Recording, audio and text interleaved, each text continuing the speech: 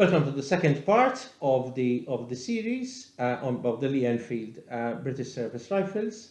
Okay, in the first part we saw the SMLE, the iconic short magazine Lee-Enfield rifle, which fired the 303 rimmed round. This is the number 3. It was introduced in 1907. What the British wanted to do is, in 1907, they developed a higher powered MkIII 303 round, and this higher powered round required some modification to the rifle, and so they found that a new rifle would be better adapted, better suited to this new high velocity, high power round. It was also an opportunity to simplify the rifle and to cut down on production costs. So this is, again, you've seen the first part, the SMLE. This is also SMLE, but this is the number 3. So this is a step ahead. In the interim, there are various numbers, number 2, number SMLE, Mark 4, Mark 5, Mark 6, and all of these were sometimes trial rifles or rifles made in smaller numbers. I'm not going to deal with those. I'm going to deal with the more common ones. So the SMLE Mark III was basically the standard rifle of the First World War, British service in the First World War, from producing in larger numbers, obviously, than the original SMLE, and it was also used in the Second World War. It was a simplification of the first SMLE. Specifically, you had basically the charger bridge now, where you put in the rounds with the charger clip, was now part of the receiver. It was not a complicated mechanism, part on the receiver, part on the bolt. So this was a simplification, and this now receiver incorporated charger bridge is one of the characteristics of the Mark III. The magazine cutoff was retained in the Mark III, but it was actually not included in many variants of the later variants of the Mark III, including the Mark III Star, as it was considered to be possibly unnecessary and to represent a simplification of the design. There was also a modification of the sight. It was now, in this case, it was the handles for operating the slide on the rear leaf sight were no longer pearl or animal bone, but they are now metal, and this was a further simplification of the design. Also, the volley sights were no longer included. They were no longer considered useful. The idea of shooting at a long distance into groups of soldiers was no longer a priority, and as such, the volley sights were no longer included in some variants of the Mark III. So this is I refer to it as the Mark III. This is the No.1 Mark III, when the SMLE would be the No.1 Mark I. The Mark III also had a different bolt takedown lever. This was also simplified, also in the Mark III Star.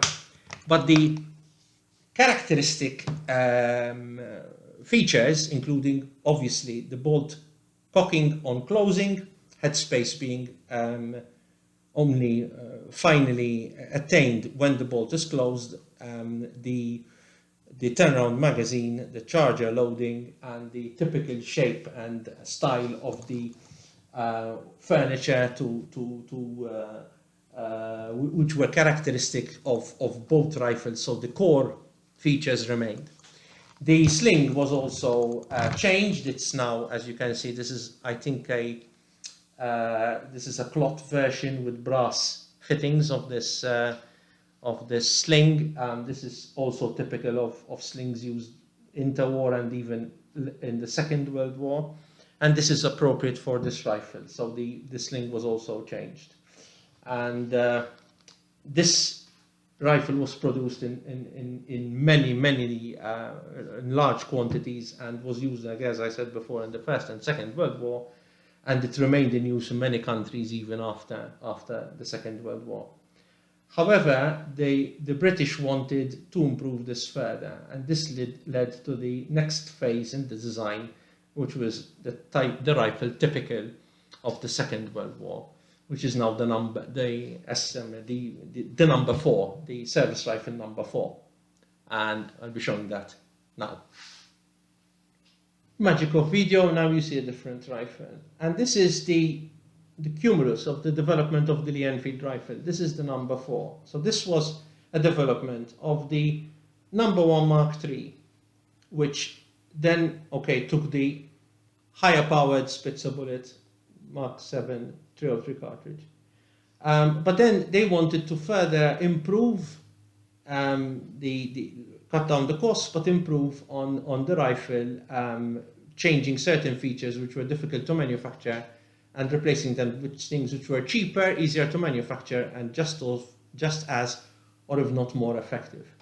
So the number 4 is characterized by the bolt has changed, but more or less the design is the same, with the closing on with the cocking on closing mechanism, but it's now different. The design has been improved. The barrel now protrudes further out from the furniture, and the bayonet for this rifle is now a different bayonet. The bayonet for the 1907 introduced Mark III rifle was the 1907 pattern bayonet.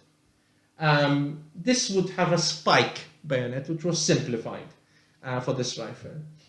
The reason that the barrel protrudes further than the furniture is because in this variant the barrel was less in contact with the wood of the rifle, allowing for the barrel, when the rounds were being fired, to have free harmonic vibration, which reduced the chance of the wood being fitted inappropriately or any inconsistencies of the wood and the barrel hitting the wood and creating variance in the way the barrel behaved or vibrated when the shot was fired. This did improve accuracy. So the floating barrel was one of the characteristics of the number 4 rifle. You still have the turnaround magazine, which was removable. You had a lever which allowed you to remove the magazine, but it was still loaded by the receiver mounted charger guide. The sights now moved back, lengthening the sight picture and therefore improving the sight picture. But the sights now are different. You have a peep sight here, which rather than the V shape or U shape you would look through with the rear sight of the No.1 MkII and No.1 MkIII. You now have this peep sight mounted on this vertical blade, where you then had the graduations for distance. So this is for accurate fire. But when you put the sight down, in normal rifles, you would have a combat sight. You would have, it's been removed on this rifle, and I'll explain why. You would have a peep sight which made for rapid target acquisition and offered almost equivalent accuracy out to a few hundred yards. So this was a rifle which now looks more modern, but you have the same barrel, same rifling, same bolt design, same magazine, same charging system, changed sights, changed furniture, and an independent barrel. But however, this rifle is not a standard rifle, and one of the things you can notice is you have this cheek piece here on the rear stock. The reason for this will become apparent in a few moments.